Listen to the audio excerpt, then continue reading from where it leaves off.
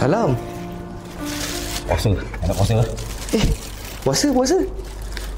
Siapa yang punya ni?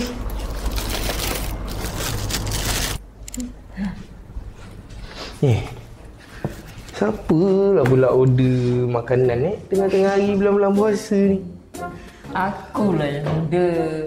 Aku untuk buka puasa nanti. Ya je kau ni untuk buka puasa ni. Kau tu cakap je kau tu tak puasa. Bukan aku tak tahu. Aku macam ni lah. Aku bukan tak puasa Dan. Tapi perut aku ni sakit sangat. Mula-mula sebelum kita ada gastrik orang panggil. Tahu? Gastrik? Ya je kau gastrik. Itulah.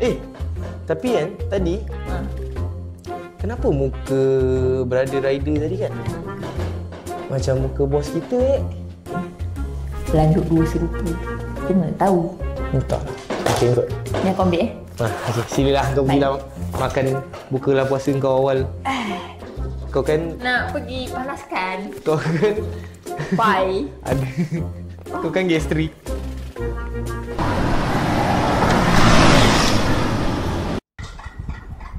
Pia, sini tengok rumah Raya dengan Ayah.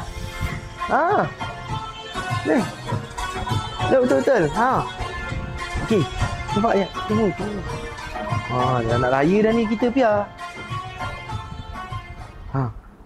Bismillahirrahmanirrahim. Assalamualaikum warahmatullahi taala wabarakatuh.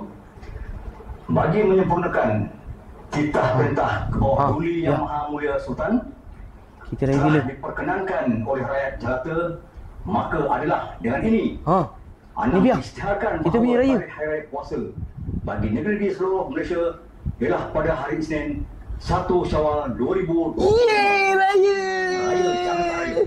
Raya jangan tak raya. Raya jangan tak raya. Tahun ni Pia nak raya kat mana tahun ni? Kat rumah nenek lah. Pia tak nak raya rumah Mak Matok ke? Pia tak nak. Kenapa Pia tak nak pergi rumah Mak Matok? Mama Tok tak sayang Pia. Mana ada Mak Matok sayang Pia lah. Ibu pun tak sayang Pia. Mana ada, ibu sayang Pia lah. Ibu kan tengah mengandung sekarang. Nanti Pia kan dapat adik. Kalau ibu sayang Pia, ibu tak marah.